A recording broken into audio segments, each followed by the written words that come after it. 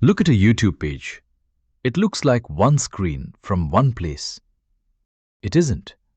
It's 5 completely separate services, and none of them are even allowed to see each other's data. The video, your account, the recommendations, the comments, the view count. 5 services, each with its own database. 5 databases, pretending to be one page. So how does YouTube pull that off? A pattern called API composition. And the easiest way in is a restaurant. Picture yourself in a restaurant. You order a full meal, a starter, a main, and a dessert. You don't get up and walk into the kitchen. You don't hunt down the grill cook, then the salad station, then the pastry chef yourself. You talk to one person, the waiter. The waiter takes your one order, walks back, and visits each station. The grill, the salad bar, the dessert counter. Each station makes its part. The waiter gathers it all onto one tray and brings you back one complete meal. You asked once. You got one plate. You never saw the kitchen. That waiter is API composition. Back to real systems. We've gone database per service. Every service owns its own database. Order, user, payment, product, all separate. And that's a good thing. It keeps everything clean and independent. But now build one simple screen, an order details page. It needs 4 things: the order ID, the customer's name, the product name, and the payment status. Except, where does that data actually live? The order ID is in the order database, the name in the user database, the product in the product database, the status in the payment database. 4 fields, 4 separate databases, none of them able to talk to each other. This used to be nothing. One shared database, one query. Select, join users, join payments, join products. The database stitched it together for you. But split the databases and that join dies. The tables don't even live on the same machine. The trick we leaned on for years, gone.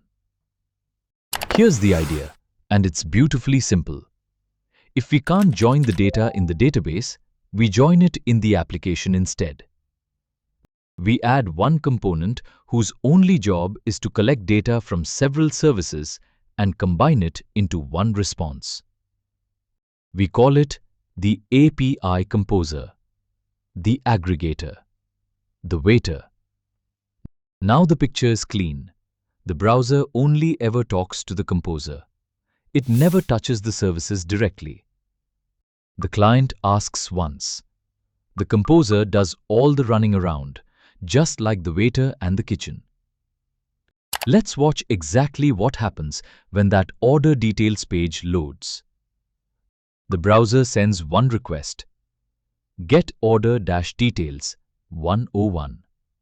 Off it goes to the composer. Step 1. The composer calls the order service. It answers. Order 101 belongs to user 10 for product 50.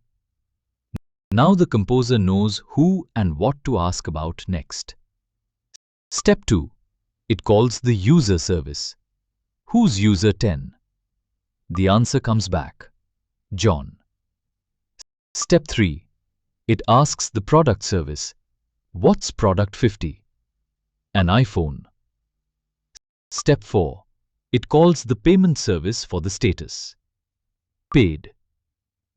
Now the composer has all 4 pieces. It merges them into one clean response. Order 101. Customer John. Product iPhone. Status paid. That single response goes back to the browser and the page renders. The user never knew 4 services were involved. The waiter just set down one finished plate. Fair question. Why not skip the composer and let the browser call all 4 services itself? Because it gets ugly fast. Chatty. That's 4 public calls on every single load, often far more. Coupled, your front end now has to know every back-end service. And insecure, you've opened your internal services straight to the public internet. The composer keeps all that mess on the back end, where it belongs. And it buys you 3 things. It's simple, just call services and combine. It's always fresh. Every request reads live data, nothing stale. And it's easy to reason about. One path you can follow. Dashboards, order pages, profile screens, admin panels. Any fresh aggregated view at sane traffic, this is all you need. But you knew a but was coming. API composition has a catch, and it only shows up when you get popular. At low traffic, it's beautiful. The waiter strolls to 4 stations. But now your page is getting 10,000 requests a second. And every one of those fans out into 4 service calls. 10,000 requests becomes 40,000 internal calls every second. Latency climbs. The network congests. More calls, more chances to fail. And that little composer in the middle? It's now the bottleneck, the single point everything squeezes through. The waiter is drowning. It gets worse with one specific trap, and every engineer should know its name. The N+1 problem. Show a list of 100 orders. One call gets the list, that's the one. But each of the 100 needs a customer name and a payment status. That's 200 more calls. One page, hundreds of queries. So, API composition fixes the headache, database per service created. It combines data from many services into one response without ever going back to a shared database. We just hire a waiter. For most situations, that's the right answer. Simple, fresh, easy to understand. But at scale, we saw the cracks. A pile of calls per request, climbing latency, a straining composer, and N+1 the moment you show a list. So here's the question that takes us further. What if we didn't do all this running around on every request? What if we pre-built those combined views ahead of time, ready to serve instantly? What if we optimized reads completely separately from writes? That's exactly what the next pattern is built for. CQRS, Command Query Responsibility Segregation.